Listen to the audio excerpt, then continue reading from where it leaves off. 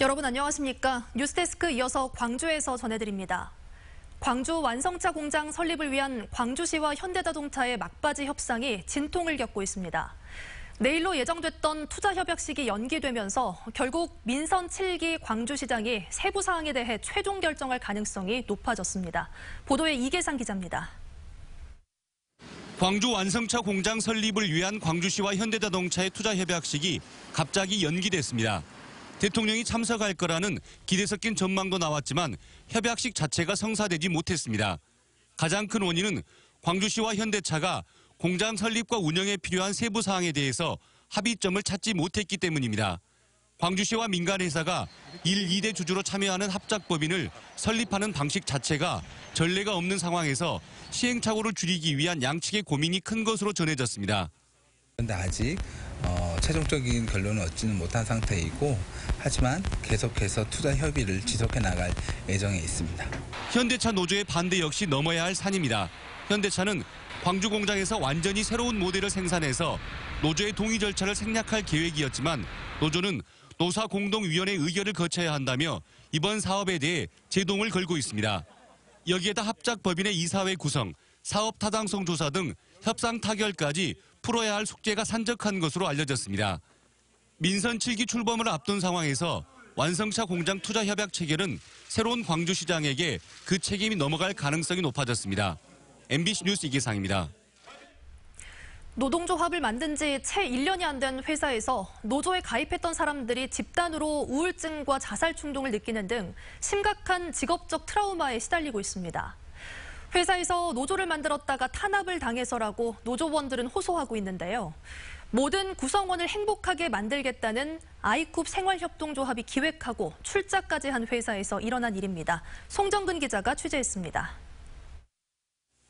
구례에 있는 친환경 유기식품 클러스터 자연드림파크에서 일해온 주방조리원 이금주 씨는 지난해 7월 노조에 가입한 뒤 회사의 괴롭힘이 시작됐다고 털어놨습니다. 식자재를 몰래 횡령하고 출퇴근 일지를 잘못 썼다며 소명서를 제출하게 했고 정직 1개월 처분까지 내렸습니다. 지방노동위원회는 회사 징계가 부당하다고 이 씨의 손을 들어줬지만 억울함과 모욕감을 지울 수 없었습니다. 지금요 많이 힘들죠. 정신적으로 육체적으로도 많이 힘들고요. 일단 내 고장에서 내 평상시 알았던 지인에게 그림자가 되는 역할이죠. 왕따 되는 거죠. 직원들한테도 왕따가 되었고. 노조위원장 문석호 씨는 노조 설립을 추진할 때부터 보직 해지와 연봉 삭감, 해고 통지를 잇따라 통보받았습니다. 회사는 해고 통보를 취소했지만 문 씨가 해고된 기간 동안 회사의 음식을 무단으로 먹고 국회에서 회사 측의 노동 탄압을 주장했다며 경찰에 고소했습니다. 노조를 결성했다는 이 이유 하나만으로 모든 인간의 어떤 모욕, 치욕, 수치감, 온갖 형태를 다 취하고 최근에는 노조위원장을 포함해 노조원의 3분의 1에 달하는 직원 5명을 한꺼번에 충북 괴산의 냉동센터로 발령냈습니다. 노조를 만든 지 채 1년이 지나지 않은 사이에 노조원의 절반인 7명이 심각한 우울증과 자살 충동까지 느끼는 고위험 직업성 트라우마를 겪고 있습니다. 노조에 대해서 그렇게 협상도 안 하고 있는 상황이었거든요. 그래서 노조 탄압형 직장 내 괴롭힘이라고 판단이 들었습니다. 회사 측은 노조 탄압이 없었다고 반박합니다. 노조원들의 비위 행위가 있다고 제보받아 조사하고 징계했을 뿐이며 전문성을 위해 일부 업무를 외주화했지만 직원들이 이를 거부해 괴산으로 보냈다고 해명했습니다.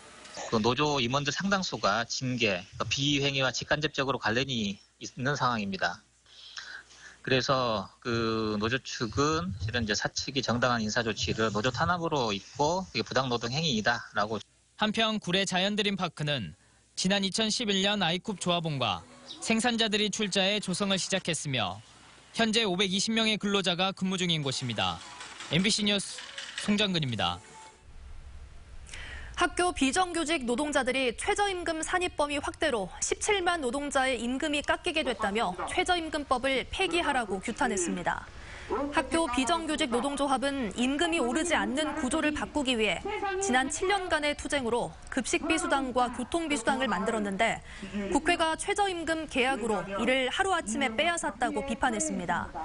또 대통령의 공약이었던 공정임금제 등을 정부가 실현할 줄 알았지만 기대 이하라며 비정규직을 완전 철폐하라고 촉구했습니다. 강진군에서 여고생이 집을 나간 지 사흘째 연락이 끊겨 경찰이 수색에 나섰습니다. 함께 있었던 것으로 추정되는 50대 남성은 숨진 채 발견됐습니다. 김진선 기자의 보도입니다. 강진군의 한 야산에서 경찰이 수색 작업을 벌이고 있습니다. 수색 범인은 사흘째 실종 상태인 여고생 16살 이모 양의 휴대전화 신호가 끊긴 곳으로부터 반경 2km 안팎입니다. 이 양 가족들이 경찰에 실종 신고를 접수한 건 어제 새벽 0시 30분쯤. 전날 오후 2시쯤 외출한 이 양은 SNS 메신저로 친구에게 아버지 친구가 소개해준 일자리에 아르바이트 간다는 메시지를 남긴 채 귀가하지 않았습니다.